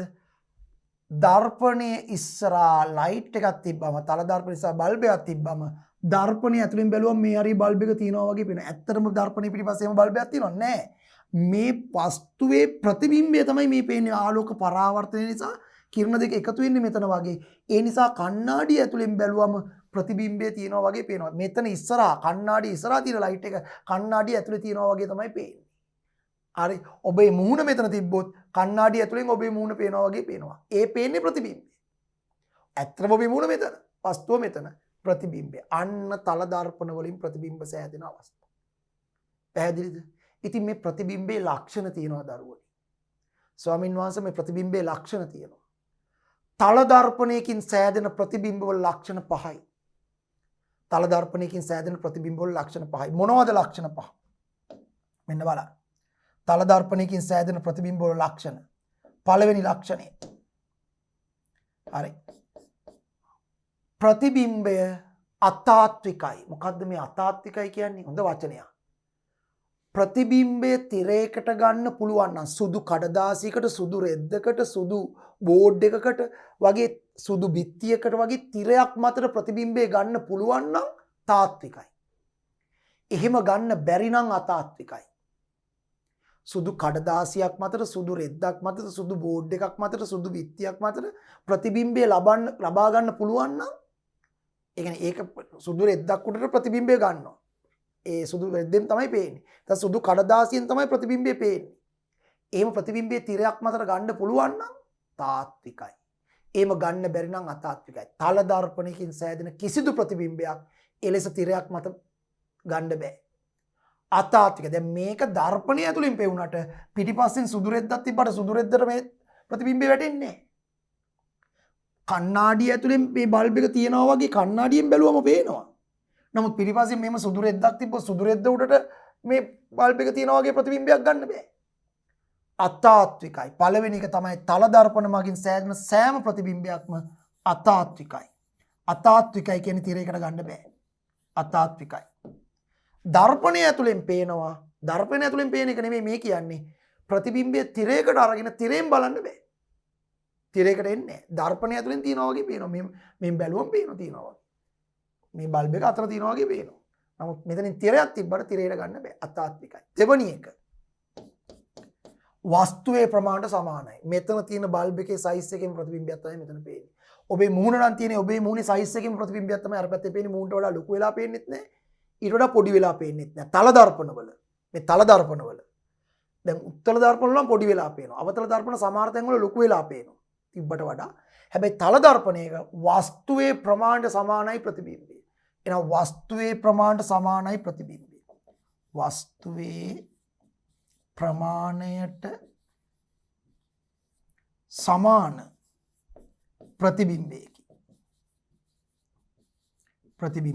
වස්තුවේ ප්‍රමාණයට සමානයි ප්‍රතිබිම්බය. තුන්වෙනි එක උඩුකුරු ප්‍රතිබිම්බයක්. ඒ කියන්නේ බල්බ් එක උඩුකුරුව නම් තිබ්බේ මේ පැත්තේ උඩුකුරුව පේන්නේ. බල්බ් එක මේ පැත්තේ කියන්නේ මම මේ පෑන කියන්නකෝ. පෑන මෙහෙම උඩුකුරුව නම් තිබ්බේ කණ්ණාඩිය තුලුත් පේන්නේ උඩුකුරුව තියෙනවා වගේ. මේක මෙහෙම කරලා තිබ්බනම් කණ්ණාඩියනොත් පේන්නේ ওই විදිහට තියෙනවා වගේ. වස්තුවට සාපේක්ෂව ප්‍රතිබිම්බේ උඩුකුරුයි. උඩුකුරු ප්‍රතිබිම්බයක්. උඩුකුරු ප්‍රතිබිම්බයක්. ඒ කියන්නේ මෙහෙමයි. දැන් අපි මූණ මෙහෙම කෙලින් ඔම කණ්ණාඩියක් ඉස්සර අපි කකුල් දෙකෙන් හිටන් හිටියොත් කණ්ණාඩියනොත් පේන්නේ අපි ඇතුළේනොත් පේන්නේ අපි කකුල් දෙකෙන් හිටන් ඉන්නවා වගේ. ඉතින් අපි ඔළුවෙන් හිටගත්තොත් එහෙම කණ්ණාඩියොත් ඔළුවෙන් හිටන් ඉන්නවා වගේ පේන්නේ. ඒක කරන්න දෙයක් නැහැ. ඒක අපිට සාපේක්ෂව ඒ උඩුකුරුනේ. අපි ඉන්නේ ඔළුවෙන් හිටගෙන අරගෙන පේන්නේ ඔළුවෙන් හිටගෙන. අපි ඉන්නේ කකුල් දෙකෙන් හිටගෙන කණ්ණාඩිය ඇතුළෙන් පේන්නේ කකුල් දෙකෙන් හිටගෙන. වස්තුවට සාපේක්ෂව ප්‍රතිබිම්බේ උඩුකුරු ප්‍රතිබිම්බය. ඊළඟ ලක්ෂණය. වස්තු දුරයි ප්‍රතිබිම්බ දුරයි සමානයි. වස්තු දුර කියන්නේ මොකද්ද? වස්තුවේ සිට දර්පණයට ඇති මෙන්න මේ දුරට කියනවා වස්තු දුර. වස්තුවේ සිට දර්පණයට තියෙන මෙන්න මේ දුරට කියනවා වස්තු දුර. මෙන්න මේ දුරට කියනවා වස්තු දුර. හරි. ප්‍රතිබිම්බයේ සිට දර්පණයට ඇති මෙන්න මේ දුරට කියනවා ප්‍රතිබිම්බ දුර. මේක වස්තු දුර මේක ප්‍රතිබිම්බ දුර. හරියට ඇන්දොත් තල දර්පණවලදී වස්තු දුරයි ප්‍රතිබිම්බ දුරයි එක හා සමානයි. වස්තු දුරයි ප්‍රතිබිම්බ දුරයි එක හා සමානයි. වස්තු දුර හා ප්‍රතිබිම්බ දුර සමාන වේ. වස්තු දුර හා ප්‍රතිබිම්බ දුර සමානයි. වස්තුවේ සිට දර්පණයට ඇති දුර වස්තු දුර, ප්‍රතිබිම්බයේ සිට දර්පණයට ඇති දුර ප්‍රතිබිම්බ දුර. ඒ දුරවල් දෙක සමානයි. මෙතන සෙන්ටිමීටර් 10 නම් මේකත් සෙන්ටිමීටර් 10යි. මේක සෙන්ටිමීටර් 15 නම් මේකත් සෙන්ටිමීටර් 15යි. තල දර්පණ වල සෑම විටම වස්තු දුරට ප්‍රතිබිම්බ දුර සමානයි. පස්වෙනි ලක්ෂණය ඉතා වැදගත්. මොකද්ද පස්වෙනි ලක්ෂණය? දැන් ඔක්කොම සමානයි වගේනේ. වස්තුවට විශාලත්වයට සමානයි. වස්තුවට සාපේක්ෂව උඩුකුරුයි. වස්තු දුර ප්‍රතිබිම්බ දුර සමානයි. තිරයකට ගන්න බෑ දර්පණය ඇතුලෙන් පේනවා. අතාත්තිකයි. හැබැයි එක වෙනසක් තියෙනවා. මොකද්ද? වස්තුවට සාපේක්ෂව ප්‍රතිබිම්බේ වම දකුණ මාරු වෙලා පේන්නේ. ඒ කියන්නේ හිතන්නකෝ ඔයාගේ මුහුණේ වම් පැත්තේ පොඩි කැලලක් තිබ්බොත් කණ්ණාඩියෙන් ඔයා මූණ බැලුවා මේ කැලල දකුණු පැත්තේ තියෙනවා වගේ පේන්නේ. වස්තුවේ වම් පැත්ත ප්‍රතිබිම්බේ දකුණු පැත්තෙන් පේනවා. වස්තුවේ දකුණු පැත්ත ප්‍රතිබිම්බේ වම් පැත්තෙන් පේනවා. වස්තුවට සාපේක්ෂව ප්‍රතිබිම්බේ පැති මාරු වෙලා පේනවා. පැති වලට කියන්නේ පාර්ශව. මාරු වී පේනවා. ඒකට කියන අපවර්තනය. පාර්ශ්වික අපවර්තනයට ලක් වෙනවා. ඕනෑම දර්පණයකින් තල දර්පණ විතරක් නෙමෙයි උත්තල අවතල ඕනම දර්පණයකින් සෑදෙන ප්‍රතිබිම්බේ පාර්ශ්වික අපවර්තනය වෙනවා. ඕනම දර්පණයකින් සෑදෙන ප්‍රතිබිම්බේ පාර්ශ්වික අපවර්තනය වෙනවා. මොකද්ද පාර්ශ්වික අපවර්තනය කියන්නේ? වම දකුණ මාරු වී පෙනීම. වස්තුවට සාපේක්ෂව ප්‍රතිබිම්බේ වම දකුණ මාරු වෙලා පේන්නේ. වස්තුවේ වම් පැත්ත ප්‍රතිබිම්බේ දකුණු පැත්තට පේනවා. වස්තුවේ දකුණු පැත්ත ප්‍රතිබිම්බේ වම් පැත්තට පේනවා. එහෙනම් ඊළඟ ලක්ෂණය තමයි තල දර්පණ වල විතරක් නෙමෙයි ඕන දර්පණයකට පොදුයි අපි ලියන්නේ තල දර්පණ ලක්ෂණ. ප්‍රතිබිම්බය පාර්ශ්වික අපවර්තනයට ලක් වී ඇත. ප්‍රතිබිම්බේ පාර්ශ්වික අපවර්තනයට ලක් වී ඇත. පාර්ශ්වික අපවර්තනය. උදාහරණයක් ඇටියට මෙහෙම හිතන්නකෝ. මෙහෙම තල දර්පණයක් ගන්න. ඔය තල දර්පණයක් ඉදිරියේ අපි මෙහෙම සිම්පල් B අකුරක් බෝඩ් එකක ලියලා තිබ්බොත් දර්පණයෙන් පේන්නේ මෙහෙම. ඔම්පේ. වම දකුණ මාරු. මෙයාගේ වම අරයාගේ දකුණට කියලා මෙයාගේ දකුණ අරයාගේ වමට කියලා. එහෙම නැත්නම් අපි හිතමු මෙහෙම ආර අකුලක් ලිව්වයි කියලා මෙහෙම ආර අකුර. මේකේ වෙන්නේ මෙහෙම. ඔව්. වම දකුණ මාරු වෙලා. වම දකුණ මාරු. ප්‍රතිබිම්බේ පාර්ශ්වික අපවර්තනයට ලක් වෙනවා. අන්නේ පාර්ශ්වික අපවර්තනයට ලක් වෙන නිසා තමයි ඇම්බියුලන්ස් වල ගිලන් රථවල ඉස්සරහා ගිලන් රථයේ ඒ වාහනේ ඉස්සරහා ඇම්බියුලන්ස් කියන වචනේ ලියලා තියෙන්නේ මෙහෙම. දැන් හරිනම් ඇම්බියුලන්ස් කියන වචනේ ලියන්න ඕනේ මෙහෙමනේ. උන්ට මේක තේරුම් ගන්න හොඳේ. දැන් ඇම්බියුලන්ස් කියලා අපි ඉංග්‍රීසියෙන් උක ලියලා තියෙන්නේ. මෙහෙම ලියන්න ඕනේ. ඇම්බියුලන්ස්. ඕක තමයි ලියෙන්න ඕනේ. මෙහෙම තියෙනවා ඇම්බියුලන්ස් එකේ පිටිපස්සේ මේ විදිහට ලියලා තියෙනවා. ඇත්ත. පිටිපස්සේ. ඇම්බියුලන්ස් එකේ ඉස්සරහා මෙහෙම තියෙන්නේ. දර්පණයෙන් පේන විදිහට තියෙන්නේ. ඒ කොහොමද? මෙහෙම තියෙන්නේ.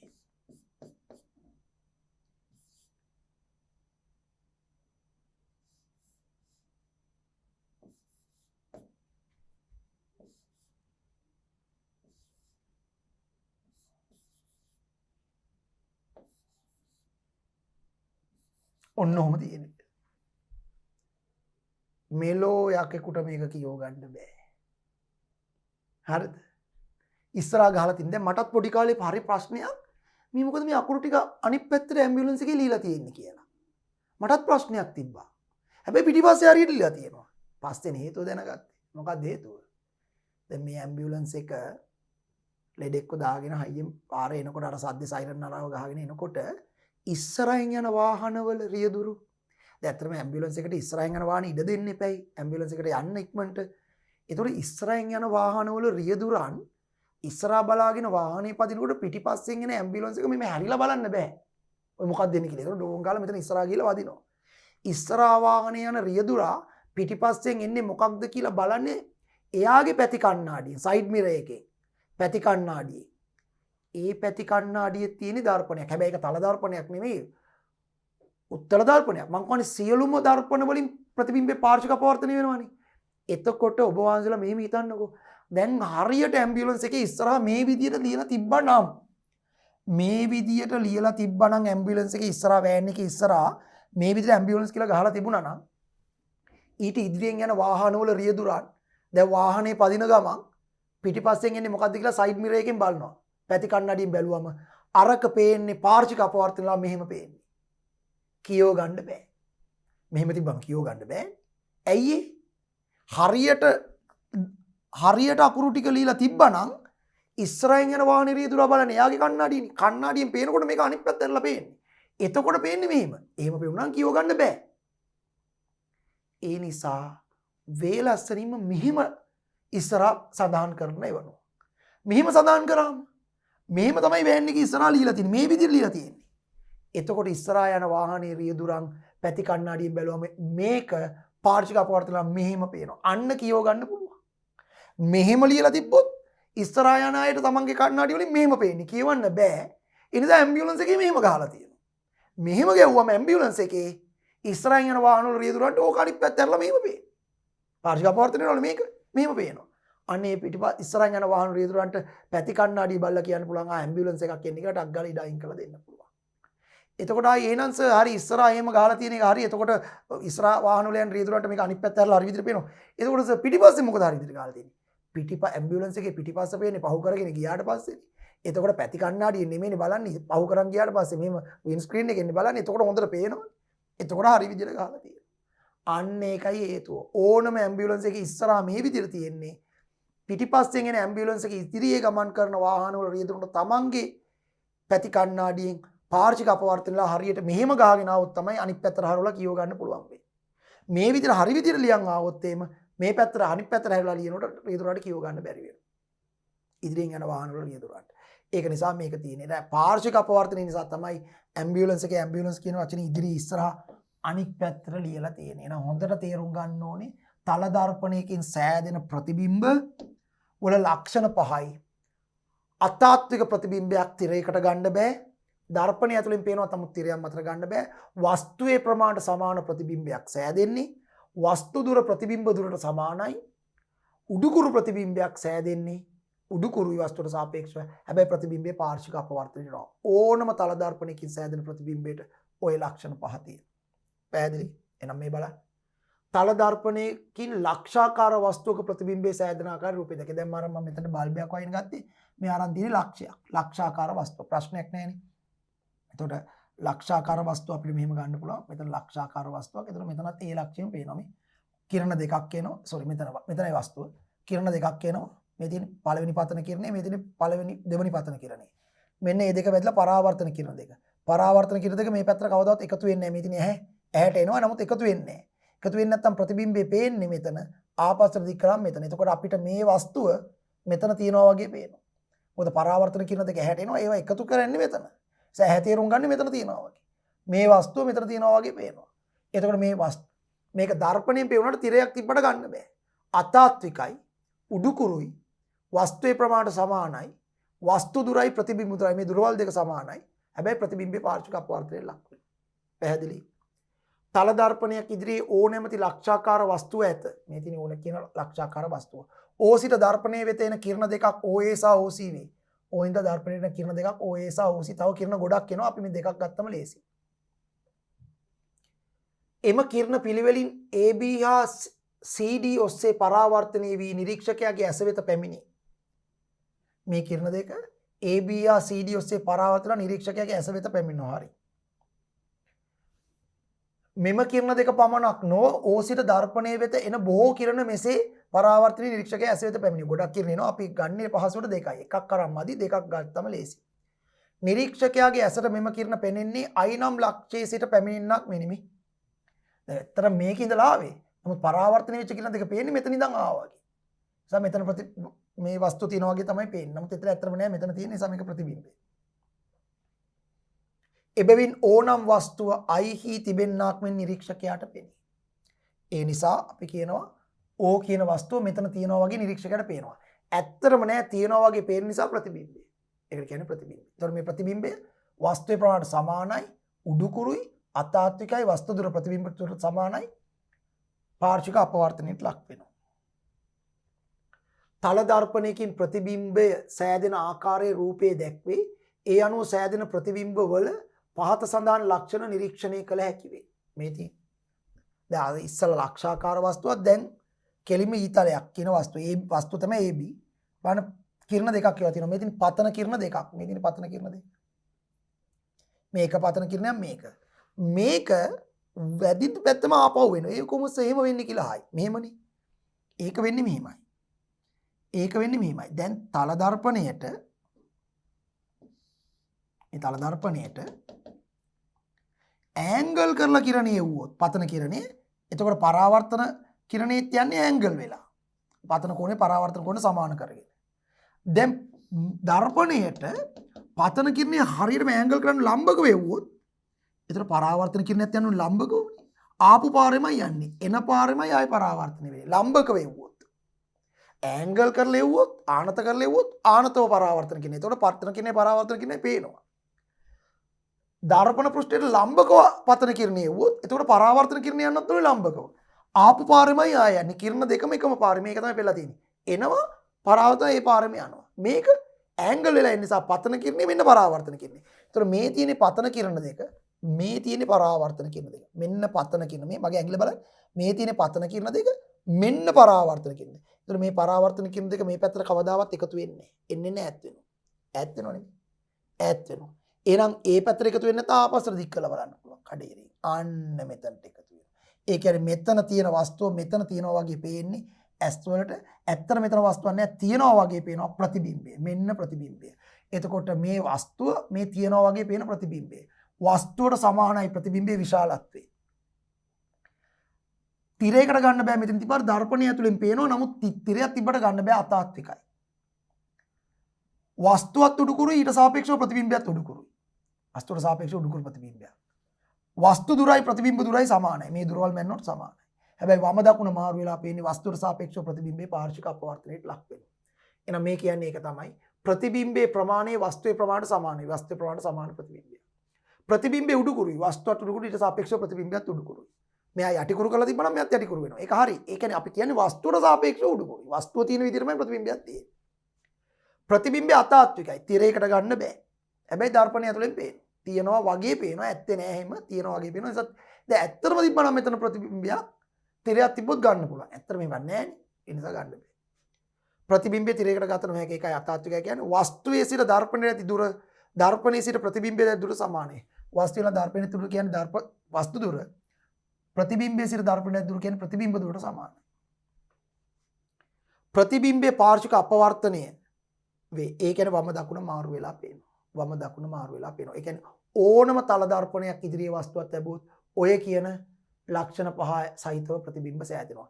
අතාත්විකයි උඩුකුරුයි වස්තුවේ ප්‍රමාණයට සමානයි, වස්තු දුර ප්‍රතිබිම්බ දුරට සමානයි, ප්‍රතිබිම්බේ පාර්ශ්වික අපවර්තනය වෙනවා. ඔය පාර්ශ්වික අපවර්තනය කියන කතාව තල දර්පණ වලට විතර නෙමෙයි ඕනම දර්පණයක තියෙනවා.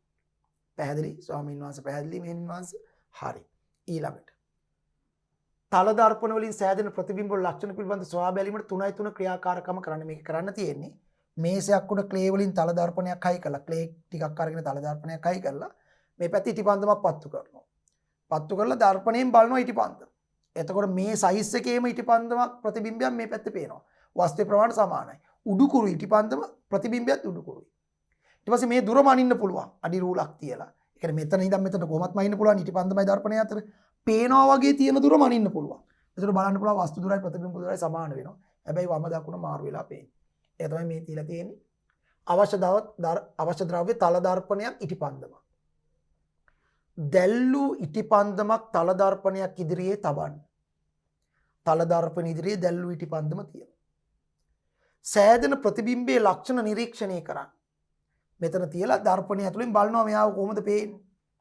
ඔබගේ නිරීක්ෂණ පහත දැක්වෙන නිරීක්ෂණ සමග සසඳා බලන්න. ඔය නිරීක්ෂණ ටික වෙන්නේ වස්තුවේ ප්‍රමාණය ඉටිපන්දමේ ප්‍රමාණයට සමාන ප්‍රතිබිම්බයක් එන්නේ. ඉටිපන්දමත් උඩුකුරුයි ප්‍රතිබිම්බයත් උඩුකුරුව පේනවා. වස්තුවට සාපේක්ෂව උඩුකුරු ප්‍රතිබිම්බයක්.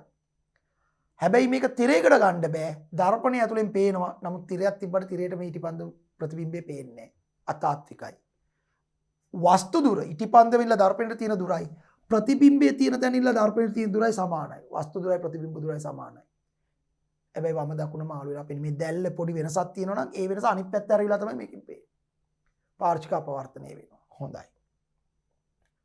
මූණ බලන කණ්ණාඩියක් ඉදිරියේ සිටගෙන කණ්ණාඩියෙන් පෙන්න ප්‍රතිබිම්බය හොඳින් නිරීක්ෂණය කිරීමෙන් ප්‍රතිබිම්බයේ ලක්ෂණ හඳුනාගත හැකියි.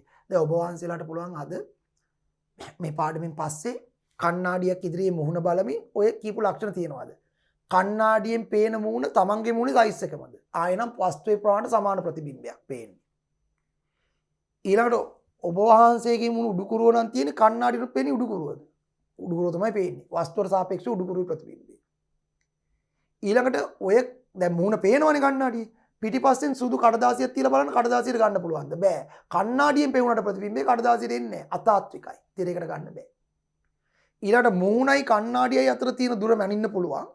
ඊළඟට ප්‍රතිබිම්බ අර ඇතුලෙන් මූණ පේනවා වගේ තැන ඉඳලා දුර මැන්නොත් ඒ දුරවල් දෙක සමානයි. වස්තු දුරයි ප්‍රතිබිම්බ දුරයි සමානයි.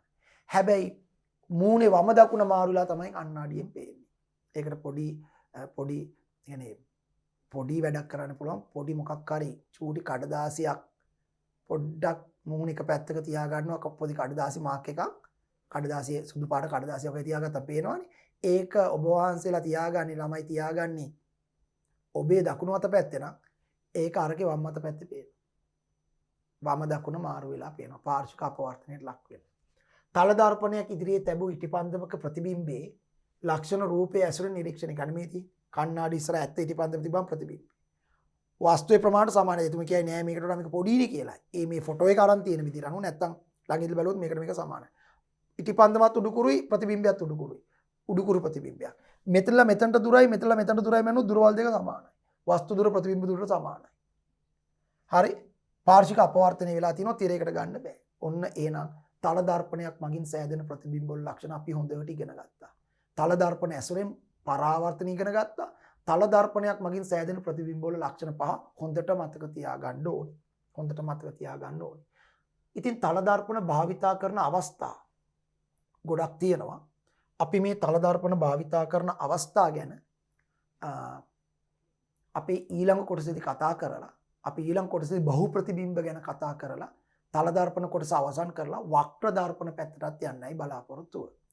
ඉතින් ඒ නිසා තල දර්පණයකින් ප්‍රතිබිම්බ සෑදෙන අවස්ථා ගැන ප්‍රතිබිම්බ සෑදෙන ආකාරය ගැන අපි මේ ඉගෙනගත්තු කරුණු හොඳට අවබෝධ කරගෙන එන්න. ඒවා හොඳට පරිශීලනය කරලා තේරුම් අරගෙන කල්පනා කරලා එන්න. එතකොට අපිට තල දර්පණ පාවිච්චි කරන අවස්ථා ඒවායේ බහු ප්‍රතිබිම්බ සෑදෙන ආකාර මේවා ගැන කතා කරලා තල දර්පණ ඉවර කරලා තල දර්පණ ඇසුරෙන් ලබාගත්තු දැනුමෙන් වක්‍ර දර්පණ වලින් ප්‍රතිබිම්බ සෑදෙන අවස්ථා අවතල සහ උත්තල දර්පණ වලින් ප්‍රතිබිම්බ සෑදෙන අවස්ථා ගැන කතා කරන්නට පුළුවන් වෙනවා. හොඳයි එහෙනම් ඒ කොටසට පාඩමේ තව තවත් ඉස්සරහට යන්නට මේ ඉගෙනගත්තු කරුණු හොඳින් පරිශීලනය කරලා සූදානම් වෙලා ඊළඟ කොටසට එන්න. එහෙමනම් අපි ඊළඟ කොටසේදී නැවත හමු වෙමි බලාපොරොත්තු ඇතුව. මේ කොටසින් සමු ගන්නවා. තෙරුවන් සරණයි ස්වාමීන් වහන්සේ. සබ්බදානං ධම්මදානං ජිනාති. සියලු දානයන්ට වඩා ධර්මදානය උතුම් වන්නේය යන උතුම් බුදු වදන පසක් කරමින් පිරිවෙන් අධ්‍යාපනය ලබන සුවහසක් පොඩි හාමුදුරුවන් වහන්සේලාගේ මෙහෙණින් වහන්සේලාගේ සහ දුවා දරුවන්ගේ දහම් ඇස විවර කරමින් සම්බුද්ධ ශාසනයේ චිරස්ථිතිය උදෙසා ධම්මික පෙරේරා ෆ්‍රෙසිලා පෙරේරා පදනම මගින් සිදු කෙරෙන මහඟු සමාජ සත්කාරයයි ඩීපී පිරිවෙන් අධ්‍යාපනය.